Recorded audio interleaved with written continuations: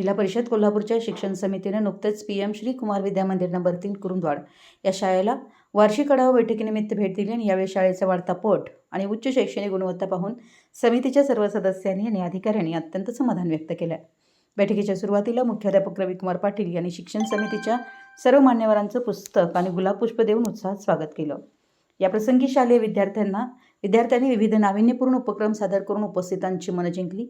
एकेकाळी कमी पट संख्या असलेल्या या शाळेनं आज घेतलेली भरारी आणि वाढलेला पट पाहून सर्व पदाधिकारी व अधिकाऱ्यांनी शिक्षकांच्या कष्टाचं कौतुक केलंय. शाळेची वाढती विद्यार्थी संख्या लक्षात घेता सध्या उपलब्ध असलेल्या वर्गखोल्या अपुऱ्या पडत आहेत.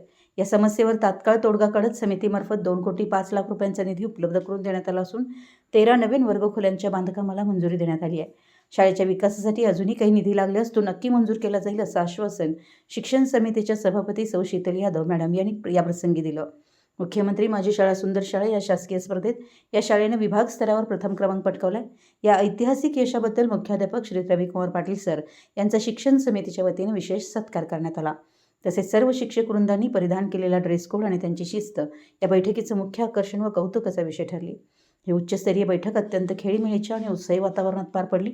याप्रसंगी शिक्षण समितीच्या सभापती सौ शीतल यादव मॅडम, समिती सदस्य रेखाताई Mugade madam, Sanika Awade madam, Snehal Velhal madam, Uttara Shinde madam, Shubhangi Kumbhar madam, Amarsinh Chavan साहेब, एकनाथ पाटील साहेब आणि भगवान पाटील साहेब उपस्थित होते.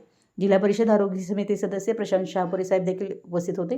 तसेच प्रशासकीय अधिकाऱ्यांमध्ये जिल्हा परिषद प्राथमिक शिक्षण अधिकारी शेंडकर मॅडम, सुवर्ण सावंत मॅडम, म्हेत्रे मॅडम, उपशिक्षण अधिकारी शशिकांत बळेसाहेब, काकडे साहेब, विस्तार अधिकारी सौ दबडे मॅडम, कोल्हापूर जिल्ह्यातील सर्व 12 तालुक्यांचे गट शिक्षण अधिकारी म्हणजे BO, सर्व शिक्षण अभियानाचे संपूर्ण स्टाफ आणि जिल्हा परिषदेचा अभियंता वर्ग मोठ्या संख्येने उपस्थित होता.